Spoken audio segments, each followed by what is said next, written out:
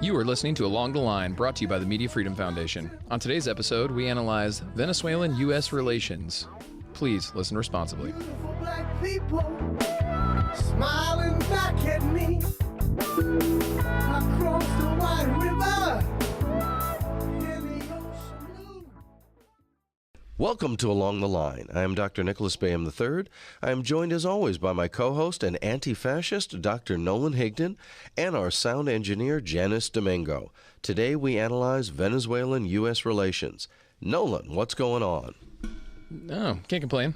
Even if I did, nobody would listen. So I want to tell some of our listeners about checking out projectcensored.org/ATL, where they can find a bunch of content from the Along the Line podcast. We have a recent episode about 5 ways you can become a more responsible media citizen with Dr. Allison Butler. You can also subscribe to us on YouTube at youtube.com/alongtheline. And you can always send us questions for the show. I'm at Nolan_Higdon. Nick is at Dr. Dreadlocks. Janice is on Twitter at East Bay Live. And I also want to encourage our listeners to pick up a copy of United States of Distraction, a book I co-wrote with Mickey Huff. It's coming out in summer of 2019 from City Lights. You can pre-order a copy at citylights.com. Thanks, Nick. All right, thank you, Nolan. Now let's get to our discussion. Sure. So today we're talking about Venezuela. And we chose this topic. This has repeatedly been asked of me on social media and in person. People said, please cover Venezuela. And personally, I don't know how you feel about this. I see a lot of parallels to the Iraq War of 2003, how it's seeping in the media and seeping in the political class, and it's dominating more and more of conversation.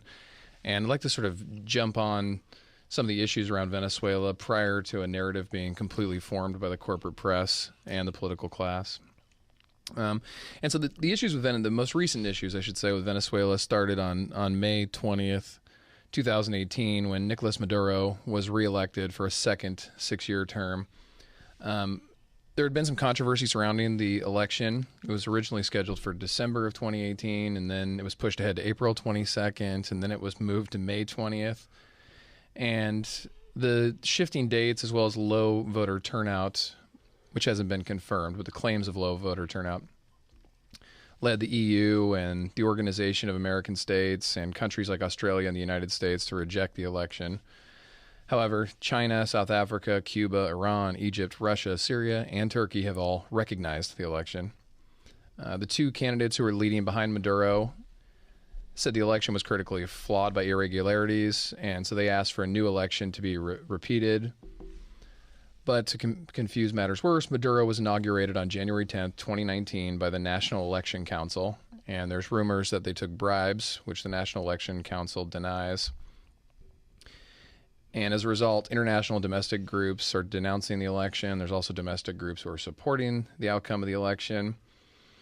But Venezuela has been definitely destabilized over this election. You've had about 1 million Venezuelans flee to Colombia, and another 2 million spread throughout Latin America. Like 500,000 went to Peru, for example. So that's kind of a quick summary of what's gone on in Venezuela over the last year, Nick. What's happened to the oil is my question. You know, what's happened to transform this nation from an oil-rich nation that nationalized its oil to where we are right now, where we're facing mass poverty. And obviously because of that, a lot of pressure from the population on the political structure, and a lot of turmoil in the political structure because of that. Yeah, oil is a central part of the destabilization of Venezuela. As you mentioned, they began nationalizing oil in the late 20th century and through the early 21st century, but in 2007, that was really a game changer. That's when Chavez decided to nationalize ExxonMobil and ConocoPhillips oil in Venezuela. And since then, the United States has been very active in trying to remove Chavez and his party from leadership, their Socialist Party. And this is where we get to a kind of a continuation of the United States relations in Latin America. And what I mean by that is that the United States typically goes into these countries with one goal and then disrupts the nation and causes a whole other set of problems. Yeah. And by the way, causes a whole other set of problems for the United States as well. Yeah. This has been sort of the story as historians have pointed out.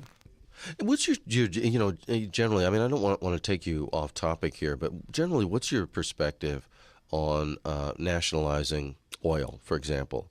Because I think about this a lot where we are in the Bay Area with respect to Chevron in Richmond. Frankly, Richmond is Chevron at this point in time. And yet the people of Richmond don't share in the wealth of Chevron in the same way that the people of Silicon Valley don't actually all share in the wealth of Silicon Valley unless you work within the industries. And I often wonder, look, is there a better way of dealing with socializing things like healthcare, et cetera, by nationalizing to a degree or regulating even more tightly some of the industries? In Oakland, the money from the Oakland port really ought to go to the citizens of Oakland. At least a share of it ought to go. Just like the oil in Alaska goes to a lot of the citizens in Alaska. If you're in the Silicon Valley area, shouldn't there be a portion of those monies? I mean, you're putting up with the traffic, you're putting up with the changes to infrastructure because of Silicon Valley, et cetera, et cetera. So what are some of do you have any particular feelings about nationalization as a general project?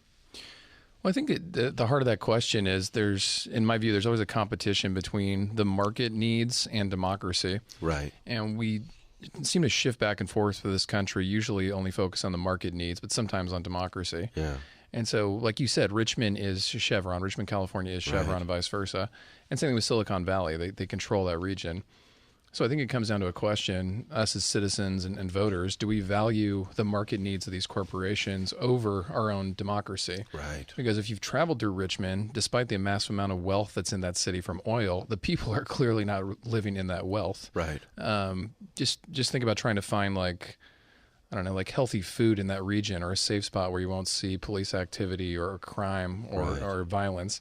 And this is, every day for these folks who live in this community, despite having this massive amount of wealth in their backyard. Right. So I think that's at the heart of the question. And you could nationalize it. You could also break up corporations and force more competition. You could put, like you said, some taxes on that to force that wealth in the local community. Yeah. So there's a lot of different options that I wouldn't be opposed to. Yeah. So in the Venezuelan example, what's really the right path here, particularly with respect to the oil? Is it to go back to the Chavez's formula of nationalization? Does that cure all ills? It's tough to say because these things are never attempted in a vacuum. Right. When you have outside countries coming in and trying to meddle with your democratic process, we can't really tell what the results are, right? What would it be like if Venezuela nationalized its oil and didn't have outside meddling from the United States or other military powers? Right. Who knows? We'll probably never know, unfortunately, the answer to that question. Right. For example, right now, the opposition to Maduro's election, Juan Guaido, in January declared himself the interim president until fair elections could be held. And the U.S. is just recognizing him as president right now. And they're making threats against any country who recognizes Maduro. So the United States proudly notes that a lot of Latin American governments are recognizing or refusing to recognize Maduro, but that's because they're under pressure from the United States. And just to give people an idea of what the United States is doing as far as pressure, they're right now considering sanctions against Visa, MasterCard, and other credit institutions to cut off funds from Venezuela. And so if the Trump administration moves forward with this, any company that recognizes the Maduro regime will be punished by the United States. So effectively, they'll cut off all funding. The people will suffer. That's how you create destabilization. That's how you create revolution, and that's how you get a leader that the United States supports. So this is what we mean about that vacuum. We'll never really know what it would be like. It is worth noting the United States has put similar limits on places like Syria, North Korea, and Iran, and to a lesser degree Russia more recently. So this is kind of the way the U.S. operates. But in late August 2017, Trump casually mentioned that a military option might be needed in Venezuela. And there's actually been op-eds prior to the May 20th election that appeared in the Washington Post and Project Syndicate and the New York Times that kind of mused that a foreign military intervention in Venezuela might be a good idea. Yeah. I appreciate the fact that you are talking about this in the context of I think since the Bush administration forward, but we can go further back than that, certainly. We can talk about military interventions in El Salvador and Nicaragua in the 80s, but you're providing a context here of a lead up to war that we've seen before. And in particular, I think what you're also trying to contextualize here is U.S. support of puppets.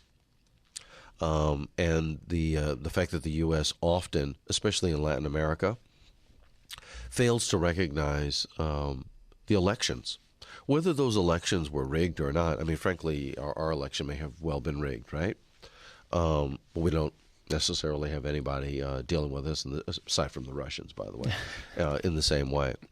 But you seem to be pointing to a consistent historical pattern of controlling Latin American countries, controlling oil and other resources, propping up puppet dictators, and also fomenting war, and by the way, also making money off of fomenting war in those countries, and political gain.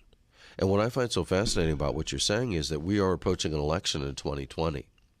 And as we approach that election in 2020, everybody knows that when you have a sitting president who's at war, there is a tendency for that president to get reelected. Even if, in this case, that president is facing major scandal and is an unindicted co-conspirator already. Yeah, I mean, this was the lesson from the George H.W. Bush years, was that you stay at war through an election process. That's you don't right. pull the troops out. That's right. Yeah. Politically speaking. But yeah, the United States has participated, according to historian John Coatsworth, the United States has participated directly or indirectly in 40 regime changes in Latin America in the last century. And that's not including failed attempts like the Bay of Pigs, for example. Right. So now that's only taking us back to post-World War II. Right. This is only recent history. Right. So we're not even going as far back as William Walker trying to establish a slave kingdom in Nicaragua. No, not right. in the 1850s. Well, we could do that, right? Yeah. Yeah. There's a huge history here of regime change, and it's also worth noting, as you pointed out, the profit. I think that's critical. Yes. That sometimes people think that maybe the United States just gets into war for the sake of war. There are real profits to be made, and we have a groupthink mentality amongst our leadership class that we need to have capitalism everywhere, and if capitalism is not in a particular location, that particular location is a threat to capitalism everywhere. And this is Democrats and Republicans who are willing to use the military to force this free market fundamentalism upon nations. And I think Venezuela is another example of that. Once they started nationalizing oil fields to attempt to use money for the good of their own people, that put a sour taste in the mouth of the capitalist class in the United States. Right.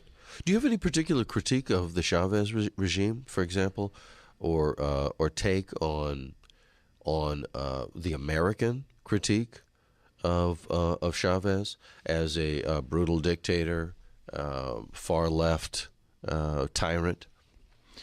Yeah, Chavez falls into this boat of folks. I mean, you could throw in like a Stalin in this as well, that they take up these lefty ideas and they get a vast paranoia that they're going to be overthrown, and they engage in violence to maintain their power. Now, sometimes that paranoia is legitimate and sometimes it's not, right? Some of these folks, like Stalin, looks like he was paranoid of everything that he ever saw. Right.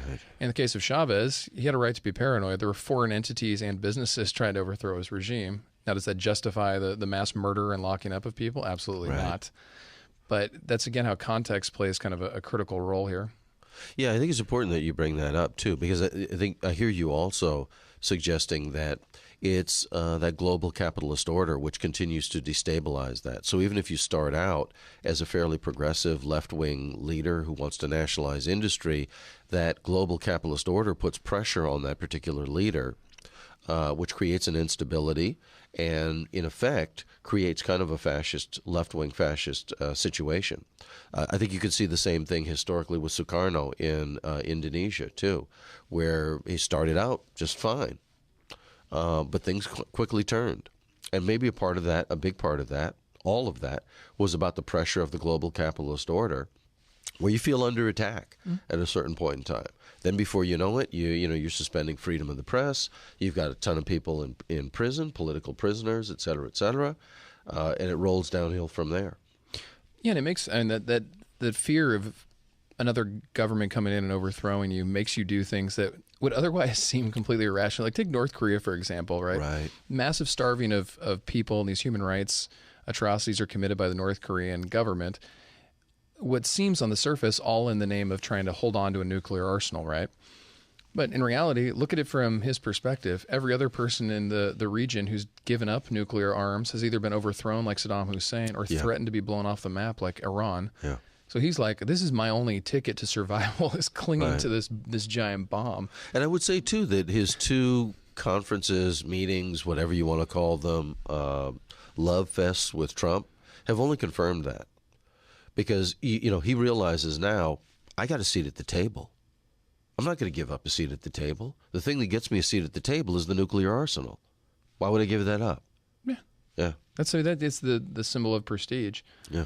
There's no other reason for the dumpster fire to meet him in Vietnam over a nice little bowl of pho. And something else to note about Venezuela, I think this goes through a lot of Latin America, and you see in the United States that these countries are formed from a colonial history. Yes. So Venezuela was part of Spanish colonization. It had African slavery there as well. African slaves were moved to plantations starting around 1550 as part of the Spanish colony. And then in the 18 teens, you saw the vast overthrow of colonialization in Latin America, and Venezuela gets independence as part of Gran Colombia in 1821, and then it becomes its own independent country in 1830. And as you pointed out, this is where the financial problems start to hurt Venezuela. In 1902, it couldn't pay back some of its foreign loans, so Germany, Great Britain, and Italy sent warships to Venezuela. But then in 1908, it becomes one of the world's largest oil producers, and that's when it establishes itself as kind of this economic miracle that largely lasts into the 1980s.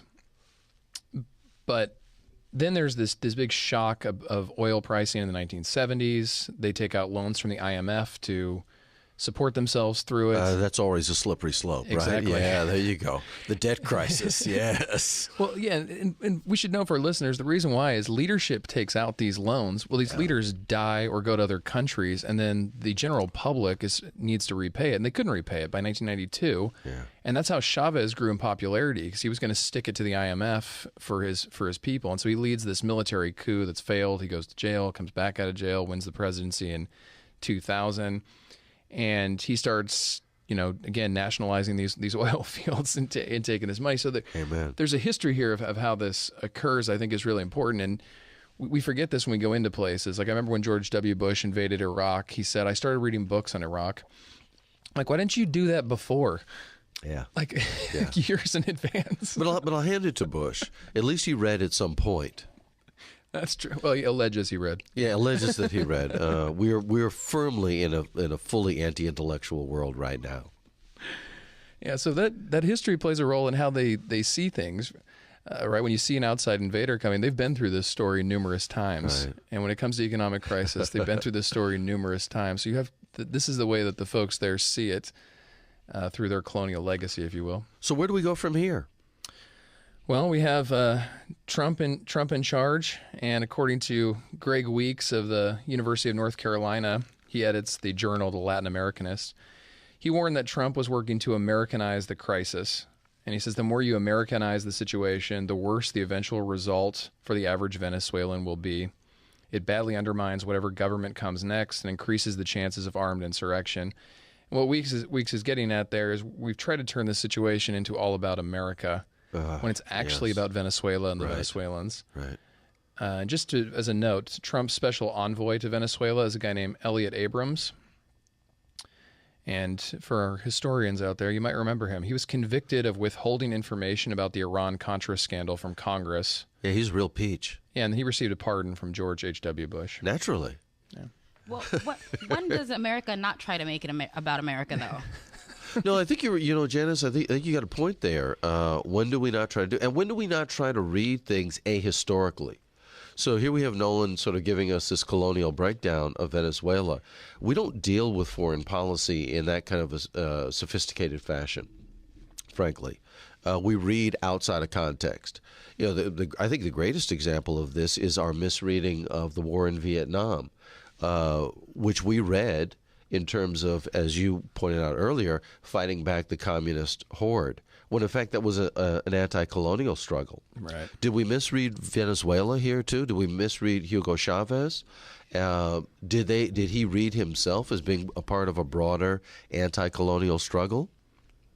And are we misreading this in terms of a struggle for a global capitalist order and for oil dominance in the region? This is the weird place where I think that the United States actually does unite countries, because it seems when we invade into some sectional crisis, people unite together to agree that Americans need to leave. Yeah. Okay. That's Yeah. Yeah, gotcha. That's our one legacy. The great unifier. Yes. Donald John Trump. Dividing at home, but uniting abroad. That's right. Exporting. Right. All right. Well, this has been a great discussion, and I want to encourage our listeners. We have some upcoming episodes we want to tell you about. Starting next week, we're going to start introducing you to the candidates who've entered this 2020 field, so you're well informed on who's trying to win the various primaries to become president of the United States. We also have a special Nix Flicks episode coming up. We're going to look at the 1991 film JFK, as well as the 1973 film Executive Action, and we're going to get into the JFK assassination and all the rumors that are around it. And then, of course, later on this month, we will have another listener questions segment. You guys are sending in a ton of questions. We really appreciate it. Keep sending them in. I'm at Nolan_Higdon. He's at Dr. Dreadlocks, DoctorDredlocks. And you can also find us on youtube.com/alongtheline and get all of our episodes on iTunes, Spotify, or at projectcensored.org/ATL. You've been listening to Along the Line, brought to you by the Media Freedom Foundation. My co-hosts were Dr. Dreadlocks, Nicholas Baham III, our editor and sound engineer, Janice Domingo. Our creative director is Jorge Ayala. Mickey Huff is our producer. Listen to all of our previous content at projectcensored.org/ATL or youtube.com/alongtheline. Contact us at Nolan_Higdon and at Dr. Dreadlocks on Twitter. You listened responsibly. Smiling back at me. I crossed the white river in the ocean blue.